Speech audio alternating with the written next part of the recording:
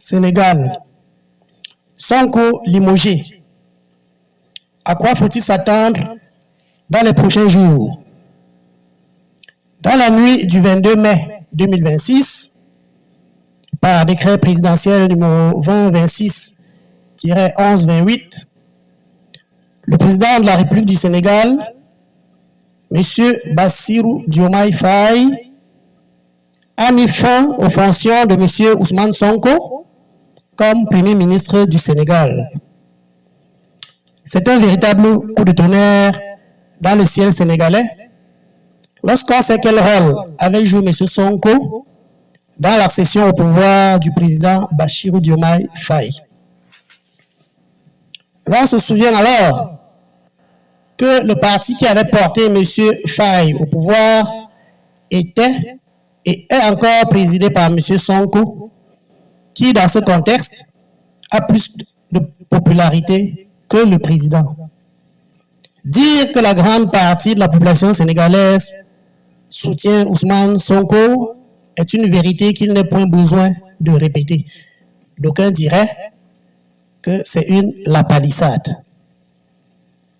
Là, on se souvient aussi que M. Faye n'est devenu président qu'avec le soutien, que dis-je, mention explicite de M. Sonko, qui, sous le fait d'un récent passé pénal, avait été empêché de se présenter aux élections par les manœuvres de la France-Afrique et de M.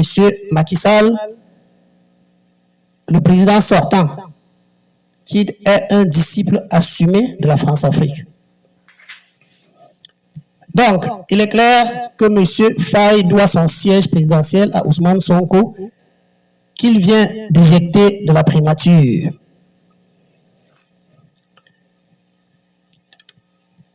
Nous sommes là face à une situation qui était prévisible.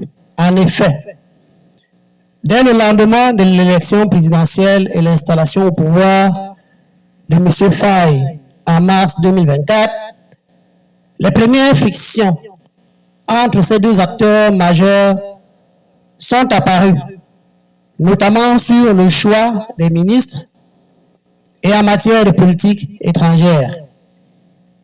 Mais c'est en juillet 2025 qu'on va assister à la première grande fracture entre Sonko et Diomaye. Cette fracture va se présenter sous la forme d'une crise d'autorité. En effet, M. Sonko ne va pas accepter toutes les décisions du président. Et ce dernier, à son tour, va laisser entendre que son Premier ministre ne le suit pas dans ses prises de position politique et administrative. Deuxièmement, en plus des positions politiques divergentes, apparaîtront des dissensions au niveau des partis politiques. En effet, le président Faye va décider de nommer Mme Aminata Touré à la tête de la coalition politique qu'il a portée au pouvoir contre l'avis de son Premier ministre et chef du PASTEC. Ouvrons une parenthèse. Souvenez-vous, la coalition qui a porté M. Diomaye au pouvoir et qui comprenait le PASTEF, cette coalition-là, disais-je, fut dissoute à l'époque par Macky Sall.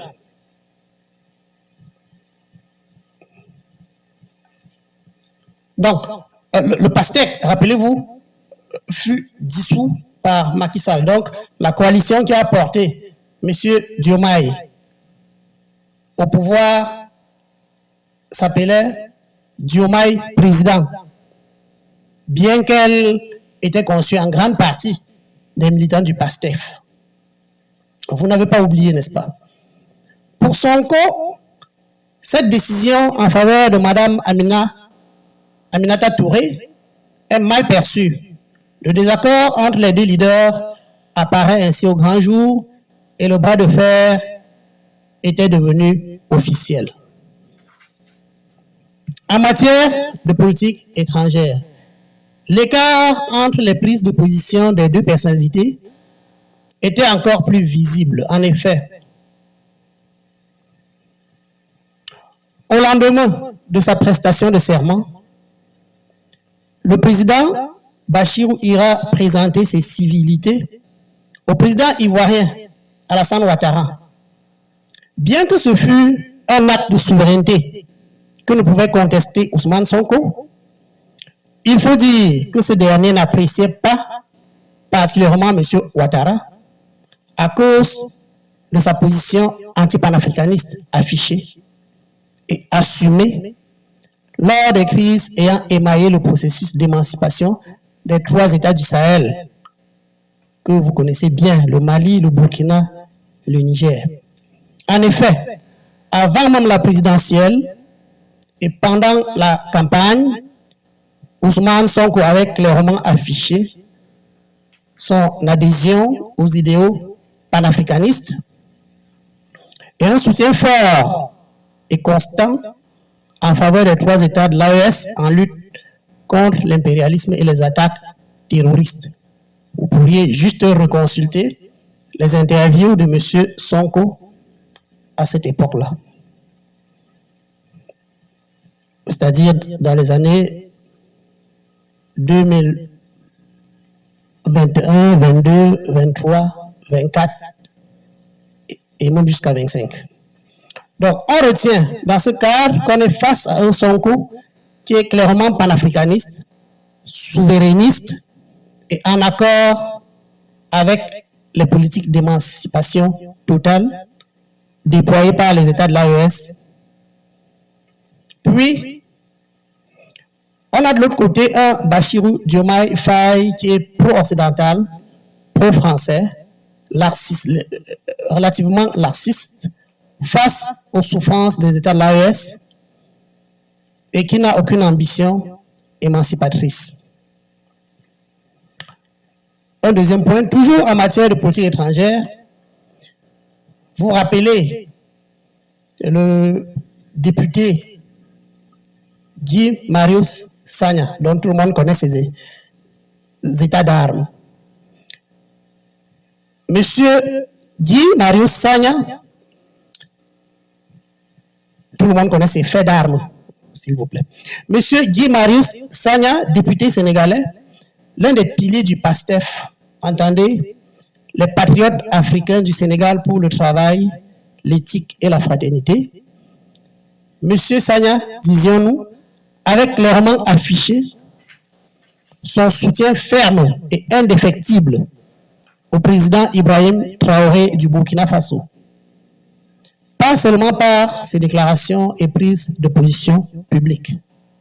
Non, il est allé plus loin. Il s'est notamment rendu à l'ambassade du Burkina Faso à Dakar, où il a remis une lettre ouverte adressée au président du Faso, le capitaine Ibrahim Traoré. Dans ce document, le parlementaire Guy Marius a dénoncé de façon véhémente la guerre imposée aux États de l'AES, ainsi que son soutien à ses frères. Il a martelé son soutien à ses frères en lutte pour leur émancipation totale. Il a rendu un hommage historique au président actuel du Burkina Faso en comparant son combat à celui de Thomas Sankara. C'est dire que le parti de Sonko est clairement pro-AES, tandis que le président Faye et ceux qui le soutiennent affichent plutôt des positions laxistes et ne se sentent pas forcément concernés par les problèmes immédiats de l'AES. On peut donc résumer la crise entre Diomaye et Sonko et qui a conduit au limogeage du Premier ministre en 5 points. Premièrement, les problèmes d'autorité et de tensions institutionnelles. Deuxièmement, des problèmes de vision opposés au niveau de la politique étrangère.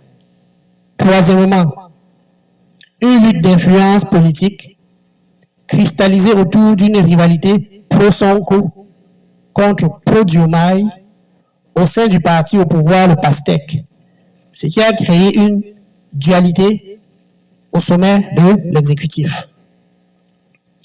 Quatrièmement, les reproches de Sonko au président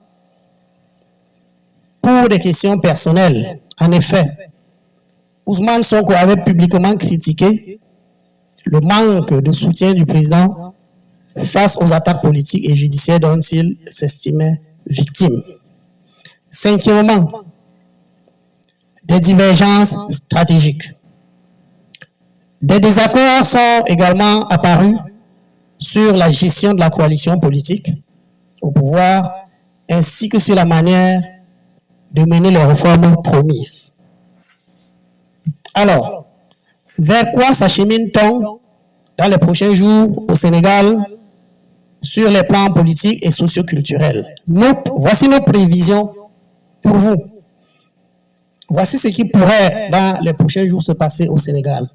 Premièrement, M. Bassirou Diomaye Faye va constituer un nouveau gouvernement, ceci tout le monde le sait, ce n'est pas une prévision. Mais qui fera partie de ce gouvernement? Le président va s'approcher des partisans modérés du PASTEF pour solliciter leur intégration dans ce nouveau gouvernement. Si les textes du parti prévoient une discipline du parti, celle-ci s'imposera et les militants qui suivront Diomaye seront exclus du PASTEF et attendront de rejoindre une nouvelle formation politique qui serait déjà certainement en gestation. Donc, on peut prévoir que le président Bassirou Diomaye Faye va démissionner du PASTEF et créer son parti politique, provoquant ainsi une scission au sein du PASTEF. Troisièmement, le deuxième point était contenu dans le premier, vous l'avez compris. Troisième prévision, les militants du PASTEF qui vont demeurer fidèles à Ousmane Sonko vont se resserrer autour de ce dernier et ils vont se radicaliser. Cela pourrait donner lieu à des manifestations réprimées cette fois par leurs compatriotes d'hier, leurs camarades d'hier, et qui sont au pouvoir aujourd'hui. C'est un scénario classique en Afrique. Cela s'est déjà vu par exemple en Côte d'Ivoire avec M. Ouattara et M. Soro Yom. Quatrième prévision, les manifestations suivies des répressions pourront finalement aboutir à un coup d'État france-africain à la Olengi Nguema au Gabon. Car, en aucun cas, à notre avis, les impérialistes qui soutiennent M. Diomaye nous courons le risque de laisser du désordre perdurer au point, par exemple, d'aboutir à un renversement du pouvoir de Dakar par la rue. Car ils savent que si cela se produit, ou si une révolution populaire survenait au Sénégal, cela pourrait conduire à l'arrivée au pouvoir d'un Ousmane Sonko patriote et panafricaniste, ou tout autre Sénégalais de même nature qui rejoindrait l'AES dès sa prestation de serment. Et cela, les impérialistes que vous connaissez tous ne le permettraient pas. Car si le Sénégal rejoint l'AES, cela détruirait tout leur plan de maintenir enclavé le Burkina, le Niger et le Mali. En effet, tout le monde sait que les États l'AES souverainistes n'ont pas de débouché maritime. C'est la Guinée-Conakry qui leur permet, surtout, et peut-être le Bénin ou les autres pays dans une moindre mesure, mais c'est surtout la Guinée-Conakry qui leur permet d'avoir un port maritime par où passe l'essentiel de leurs importations et exportations. Donc avec un seul pays, la Guinée, favorisant un accès à la mer, les États l'AES demeurent fragiles, vulnérables sur le plan des importations et des exportations. Un Sénégal pro-AES aurait permis au Mali, Burkina et Niger de disposer d'un deuxième port totalement garanti. Or, à moins d'un véritable coup de force au Sénégal, cela n'arrivera pas. Les capacités du régime de Macky Sall et les impérialistes qui sont présents dans la sous-région et veillent à ce que Diomaye, qui leur est favorable, demeure sur le fauteuil présidentiel, ou alors s'il devrait perdre le pouvoir du fait des contorsions politiques internes, qu'un coup d'État néocolonial soit organisé et qu'un général à la solde des impérialistes soit installé au pouvoir. Quoi qu'il en soit, les caméras du monde entier sont braquées sur le Sénégal depuis vendredi 22 mai, date d'éviction de Ousmane Sonko et date d'éviction de Ousmane Sonko de la primature. Quatrième prévision. Le quatrième scénario prévoit que dans les jours à venir, pour éviter une crise institutionnelle doublée d'une crise politique puis socio-économique, la société civile sénégalaise, notamment les confréries des Mourides et des Tidjania et d'autres confréries que vous connaissez, qui sont très influentes au Sénégal et bien écoutées par Sonko et Diomaye, ces confréries-là pourraient, par une intelligente médiation, inviter les deux frères à s'entendre et à trouver une solution politico-administrative. Sonko pourrait ainsi être proposé ou reconduit à une autre fonction. Mais Sonko et les dieux du pastèque sont-ils prêts à ce genre de compromis? De même, le président Diomaye, fort de son pouvoir actuel, aura-t-il l'humilité nécessaire et la marge de manœuvre nécessaire pour écouter la voix du dialogue et de la médiation? C'est pas sûr. Enfin, et c'est le dernier scénario à mon avis, l'on pourrait s'attendre au statu quo. Dans ces conditions et dans les jours à venir au Sénégal, on pourrait assister à une simple accalmie. Ousmane Sonko, conscient du fait qu'il bénéficie du soutien de la grande majorité des membres du parti et du peuple sénégalais, pourrait cultiver le stoïcisme de l'homme politique aguerri. Il choisirait alors de garder son calme, de conseiller ses partisans les plus récalcitrants, entre guillemets, en fait les plus audacieux, les conseiller de se calmer et préparer dans la sérénité les prochaines élections présidentielles au Sénégal. Voilà, chers internautes, le rappel et les prévisions qu'on peut faire ce soir concernant la situation au Sénégal. Nous avons tous les yeux rivés vers le pays de la Teranga. En attendant, si cette vidéo vous a plu, n'oubliez pas de liker, partager et de vous abonner, s'il vous plaît. Merci à ceux qui nous encouragent par ces gestes. Bonsoir.